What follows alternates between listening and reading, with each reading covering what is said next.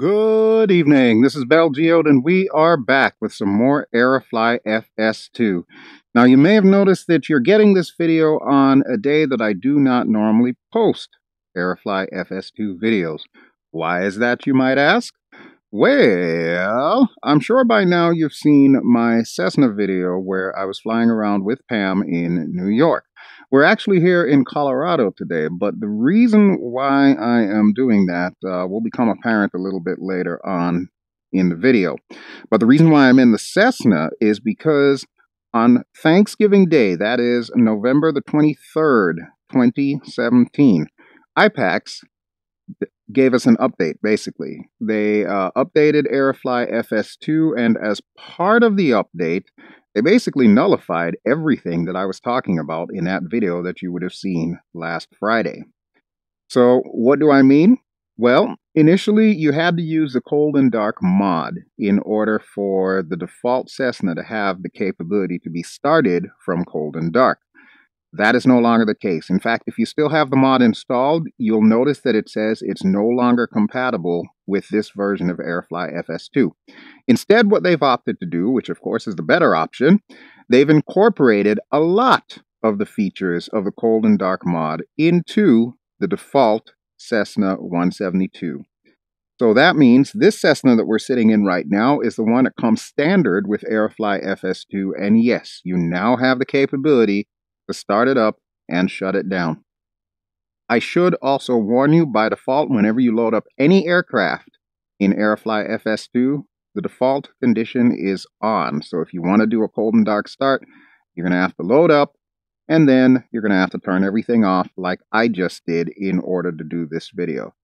But with that being said, let's see if they made any modifications to the cold and dark start procedure. And then we'll move on to the real meat and potatoes for tonight's video. The other thing that I should point out, you'll notice in the last video I had the windows open and the doors open. Well, in this update, we did not get the capability to open the doors and the windows. And as a matter of fact, it even reset my Corsair to where I can't open the canopy. But now that I know what to change, I will be modding it. You've been warned, IPACS. All right, but let's go ahead and go through the cold and dark start menu. I already know how to start a Cessna, so this should be relatively easy. First thing we want to do is we want to get our master on. You'll notice everything comes up just as it did before with the cold and dark mod version. And let's get our lights on. So nav lights, turn you on. Beacon lights, turn you on. Get our avionics up and running. And as you can see, fake GPS is up, all of our radios are up, and we've even got a little nav GPS button, which in the cold and dark mod, you could push that button and switch it over from nav to GPS, but since there is no real GPS in this thing, it didn't do anything. So I guess that's why the feature is now missing in this version. Okay, but with that done, I think we're ready for a startup here. So I'm going to get the fuel pump on. And we're going to push in our little mixture knob all the way and turn the key. Make sure both mags are on. And there we go. You may remember that when I did the last video, I was complaining a little bit about the lack of startup and shutdown sounds in the Cessna. Well, they modified that. So what you just heard is the new startup sound, which, don't get me wrong, it's still not perfect. If you've ever been in a real Cessna, you know those things can be rough and tumble when you're trying to start them up. But for what it is, it's a very good start, and I'm pretty sure that things will get refined as they go on.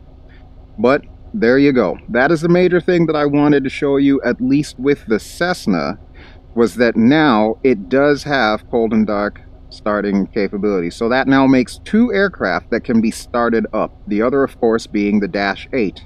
Even though the Dash 8 doesn't go as far as the Cessna to where you can turn off all of the electrical power. Alright, now, we've got that out of the way. So the next thing that I want to do is I want to show you the new aircraft that has come with this latest update that we got on Thanksgiving Day 2017. I think you're going to love this one.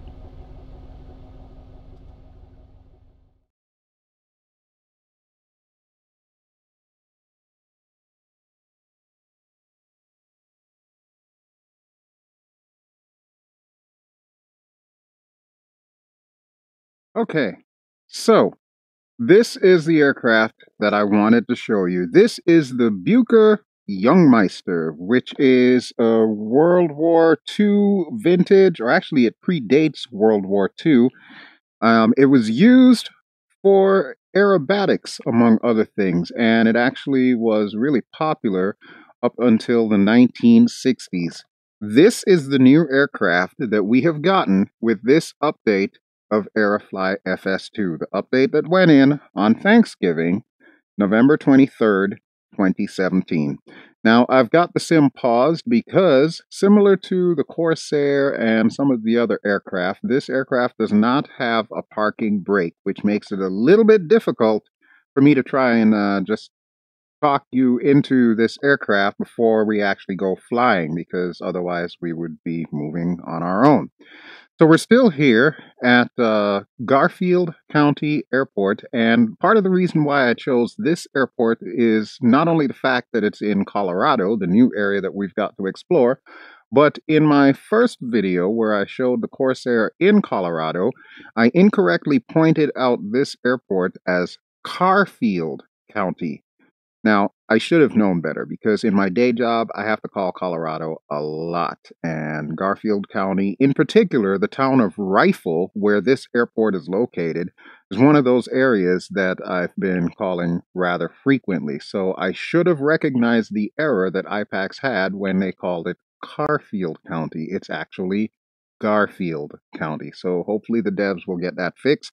It's a minor update, it's a typo, but, you know, typos are important things because they can be very misleading. But anyway, let's take a look at this aircraft and then I'll show you what she can do. Pretty simple. Your standard stick and rudder type aircraft here. So this is as basic as it gets. All the instruments here are, of course, in German. So you've got your kilometers per hour and so on and so forth. And your altimeter is in meters instead of in imperial feet.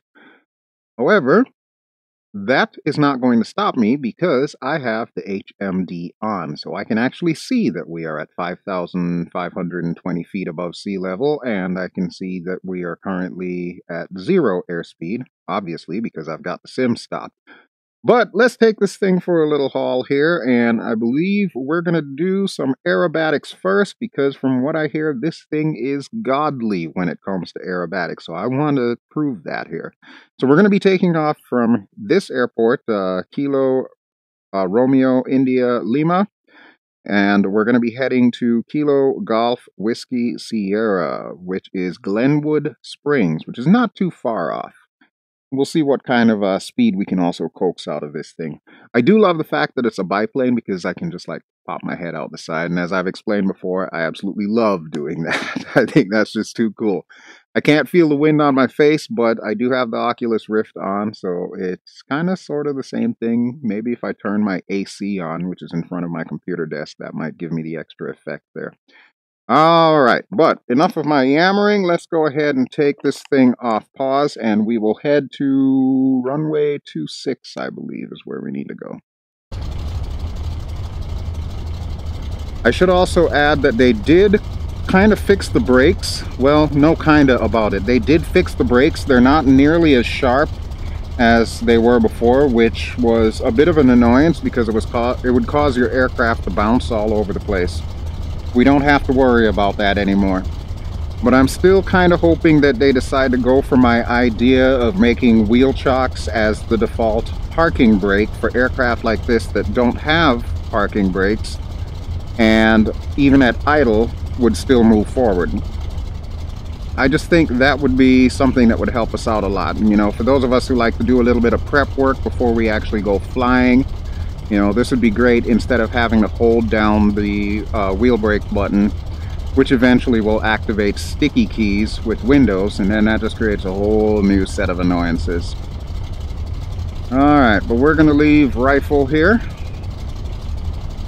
We'll taxi down to the end. Now this runway is a little bit higher in elevation than the taxiway is, so there is a bit of a slope getting up to it, but I don't think that slope will be enough to keep us held in one position if I push the brakes and then let it go. but that's okay. I can live with that.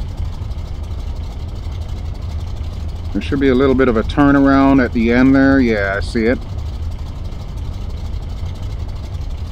Now, I gotta be honest with you folks, I actually thought that the next aircraft would be a helicopter because that's really the only thing so far that's missing from AeroFly FS2. They really don't have a helicopter, and I know that they're supposedly working on a Robinson. I want to say it might be an R-22, maybe it's an R-44, probably an R-22. That's a good starting place, I would imagine. But unfortunately, it is not quite ready, and this was, so they decided to go with this. This is me not complaining, however, because as soon as I heard this thing was good for aerobatics, I was like, yes, let's do it. Let's make it happen. Okay, so we are at the threshold here. So we're going to go ahead and turn around. Give it a little bit of brakes here because according to my HMD, which you cannot see, I'm going at 9 knots. Drop the speed down some here. So the area we're going to be flying to is off in that direction. However, like I said, we're going to stay around the rifle area and do a little bit of fancy flying here. Fuel system still not modeled on any of these aircraft. So we don't have to worry about running out of gas. We could fly this thing to New York if we wanted to. I'm not going to be flying this thing to New York because this thing will barely get like 100 knots on average. Doesn't have a lot of power, but with that being said, it still does have enough power for us to do aerobatics. Alright, right here should be good. Let's make sure we're lined up. We'll go outside.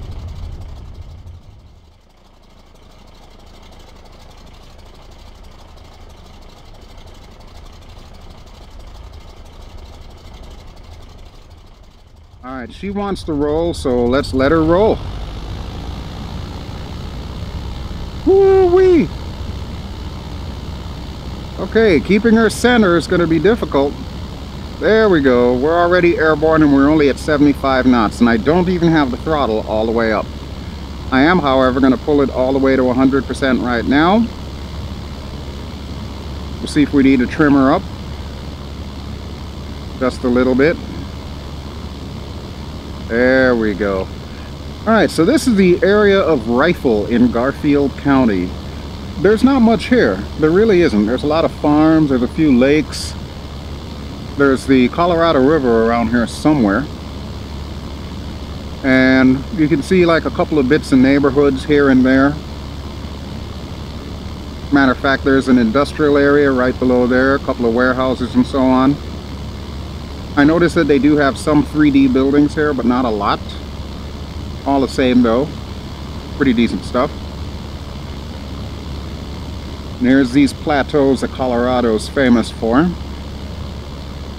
Alright, how high up are we? 6,600. Let's see if we can take it up to about 7,000.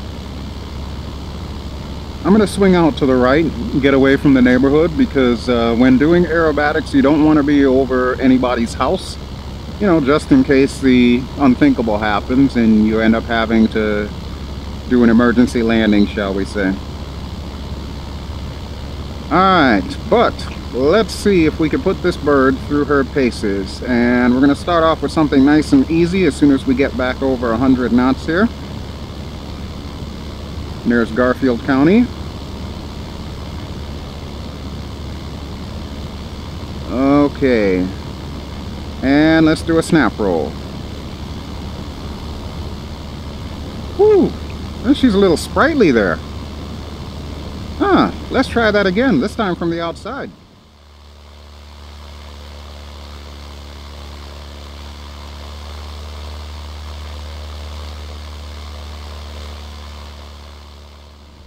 Wow, she recovers really well. Okay. Well, let's see what else we can do. How's about we hit the deck, we get some airspeed, and pull up and do an Immelman. So we're at 7,200 right now. I'm going to drop us down to about 6,500. Airspeed is up to 140. There we go, 6,500. Let's do this.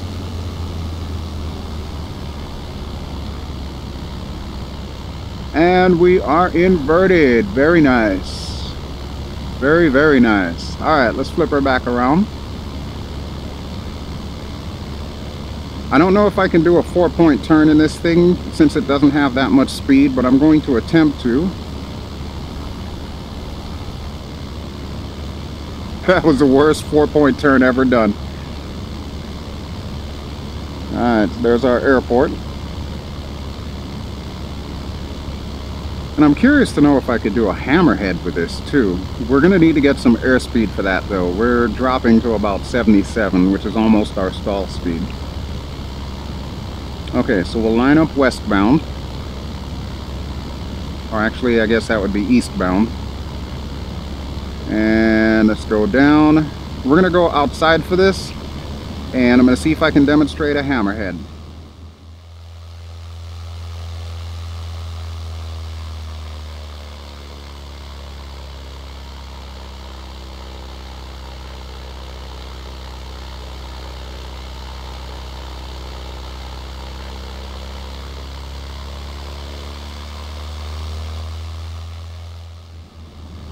It is a lot easier to do these maneuvers from inside the cockpit where you can actually gauge your position. So let's try that again. Back up to 140 knots, pull her up, almost vertical, bleed off all of that speed, hard right rudder, and just keep her coming down. Build up airspeed again, straighten out our rudder, and bring her up. And we'll finish off with another snap roll. Nice.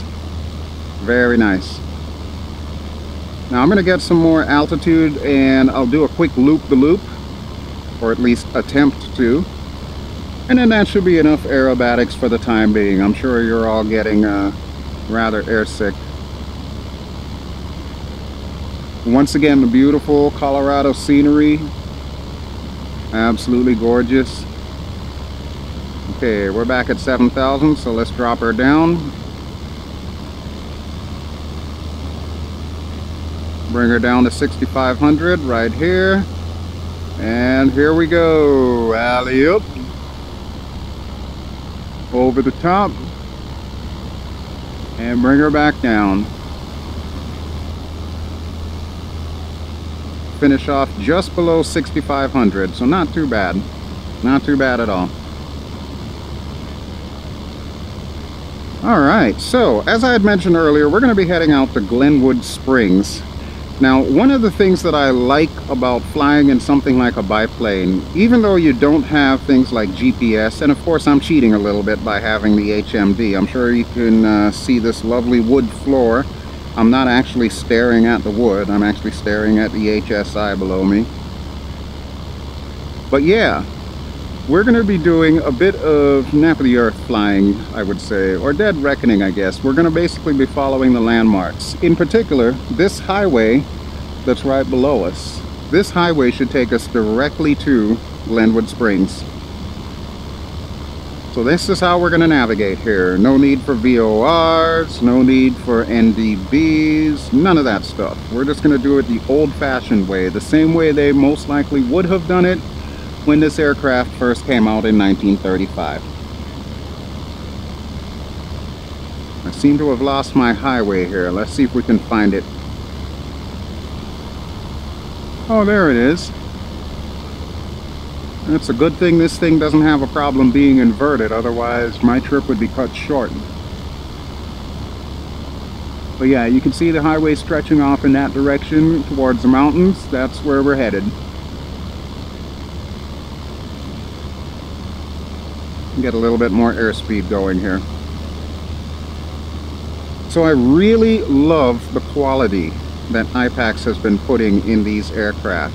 I'm pretty sure that they're making all of this stuff by scratch. I don't think they're, you know, like buying models and then just, you know, programming them to work with their sim. This is handcrafted love here. Take a look at the dashboard. The leather.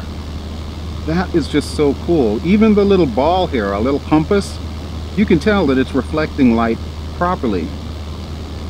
That is so awesome. And I gotta say, folks, So far, nobody has been able to beat AeroFly FS2 when it comes to this kind of detail in their aircraft. Carenado might come close, but we all know that Carenado is an FPS hog when it comes to any of their aircraft in any of their sims. But yeah, this, I'm getting really good performance, like well over 120 frames per second right now, and I'm actually throttling that so that I can record it in OBS. So what you're seeing, the finished product, is ending up being about 30 frames per second, but I'm sure you can agree that it looks pretty sharp, pretty clear on the monitor. Oh, look at that, we got a little bit of a plateau there. Wonder if we could land there. This is probably a bad idea, but I'm notorious for my bad ideas. Looks like there might be a little bit of a flat spot there, so I'm going to pull the throttle back, do a little bit of recon here.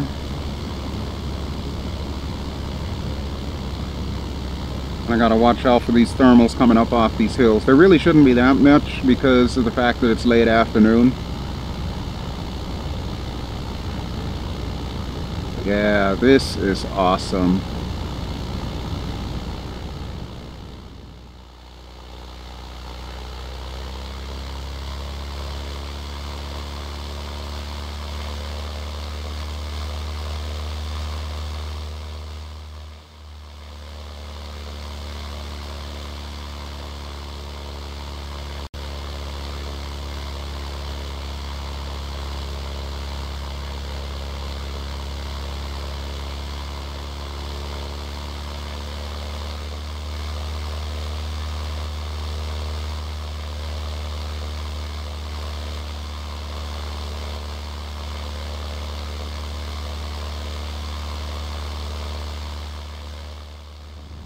Alright, so we've had fun with plateaus, and now we're going to continue to follow the road here. I love all these little subdivisions and so on nestled in the mountains here. That is pretty cool. Although that one kind of looks more like a trailer park than a residential neighborhood. I guess technically trailer parks would be considered residential as well. Just not in the way that we're normally used to. You know what, folks? I think I'm going to bring us down a little bit more, because as much as I love flying over these mountains, I think it's just so much more fun to get closer and lower. So let's do that real quick. I'm keeping it at full throttle here so that way we can gain some airspeed, because I'm sure you can see on our airspeed indicator we've got plenty of headroom. It looks like this thing tops out at 450 kilometers per hour, and I highly doubt we're going to get it up to that. Of course, with fuel and weights not really modeled per se, it's kind of hard to gauge just how much performance we can really get out of this thing, because it's partially modeled basically. But it is what it is. Still got our highway down below. Now, of course, this close to the orthophoto, it is starting to show a little bit of blurring there.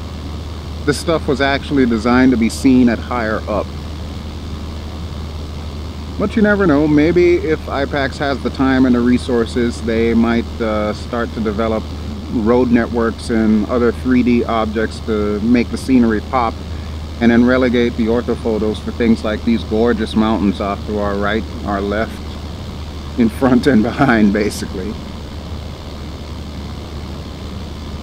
So yeah, I can forgive the blurry textures on the road, only because everything else around here just looks so amazing.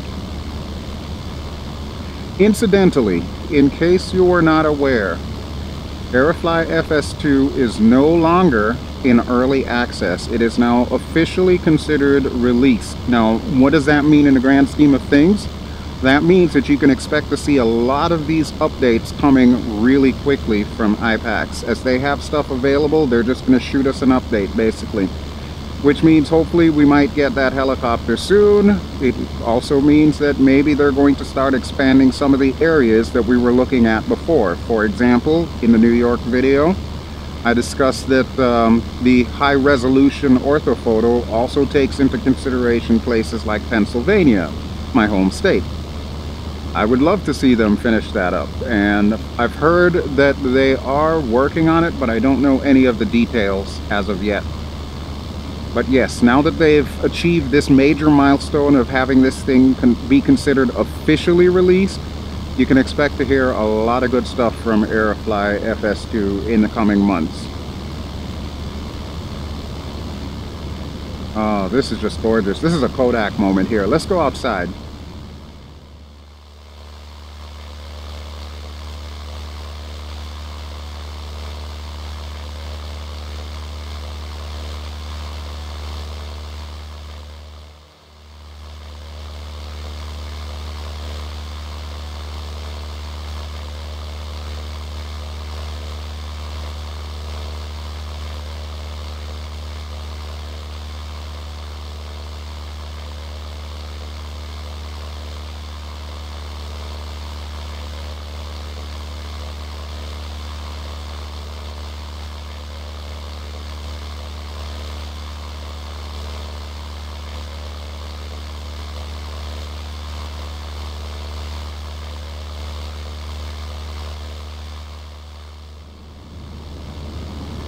Alright, according to the HSI that you cannot see, we are almost to our destination. So I'm pretty certain that this interstate here is going to swing out to the right. When it does, we shall follow. Look at these red rocks here. These are the red rocks that Colorado is famous for. Beautiful stuff. Absolutely gorgeous. Our airport should be coming up. It should be right around the bend there. That is, of course, the area of Glenwood Springs. All these little small towns nestled in the mountains. Very similar to the eastern US, except, of course, the mountains out west are a lot more dramatic. They don't have mountains like this in Pennsylvania. Ours, I think, go up to about 4,000 or 5,000 feet, and that's about it.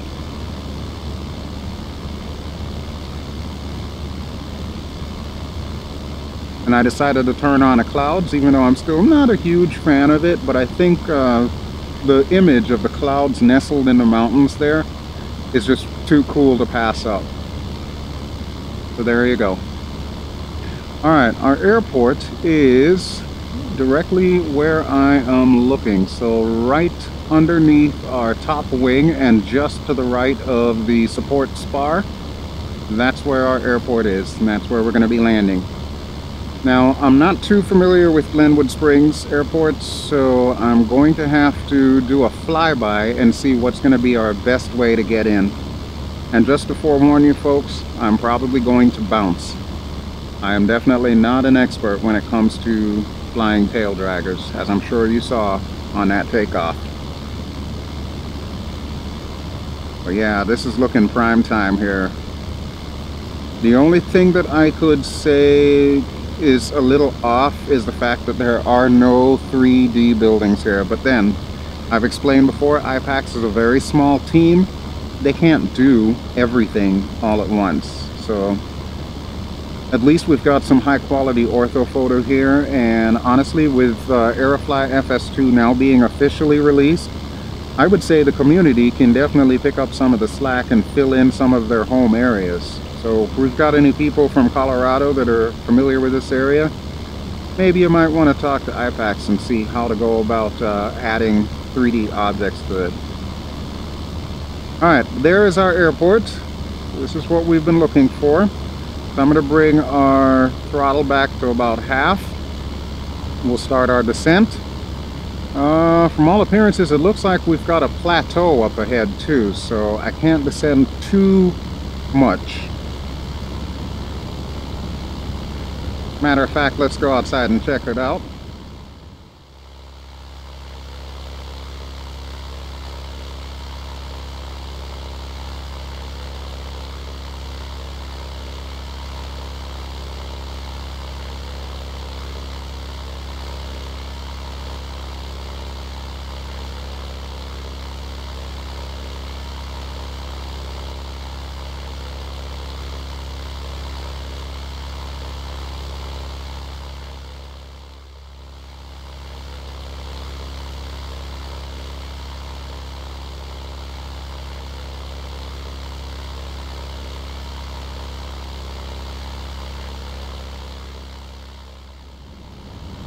I gotta say, one of the things that I really like is the fact that they hand-placed the houses to match their location on the orthophoto. I think that's pretty cool. Alright, let's drop our speed here and see if we can get down, because our airport is right there. I've actually got throttle to idle. And I'm going to pitch us up just a bit here. I don't want us to stall, but I do want us to have a nice gentle descent into Glenwood Springs. And look how much better that looks once you could see actual 3D buildings there. That makes a world of difference. So yeah, we need more of that. And if the community can help us out, even better. I say us, but I still have not made the plunge as far as adding to the scenery for AeroFly FS2. It's coming as soon as I have some spare time. Alrighty folks, welcome to Glenwood Springs, and let's see if I can get over this tree.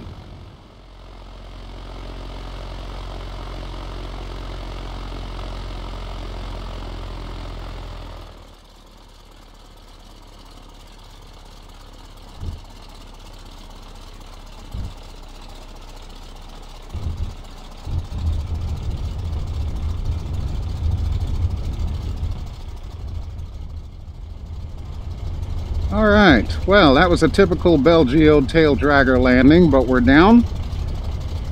And we're still going way too fast. So you know what, I'm just going to come off the runway here.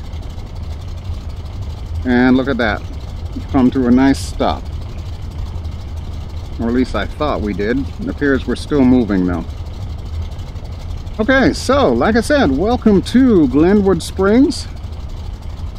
Don't know what the population of this area is. Do know that it's a quaint little mountain town. It looks really, really good. This is the kind of stuff that I like to see in AeroFly FS2. It's these little hideaway areas that, you know, most people don't even know about, but they're great to explore. So this is awesome. And congratulations IPACS for officially having AeroFly FS2 as a fully released product, and I wish you all the best as far as getting all of the various updates coming. And if you can, see if you can do something about that helicopter there, because I think that's the next step. We need to see what you could do with helicopters. Alright folks, but that will do it for me. Like I said, I just wanted to do this as an add-on video, since I really didn't expect there to be an update coming. This kind of took me by surprise, and I didn't want to, you know, have the Cessna video out and have everything nullified. Plus, I didn't want to wait an entire week for you to see this beautiful bird. So once again, this is the Buecker Jungmeister.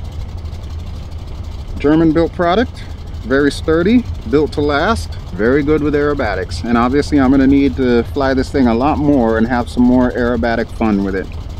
That will be another time, however.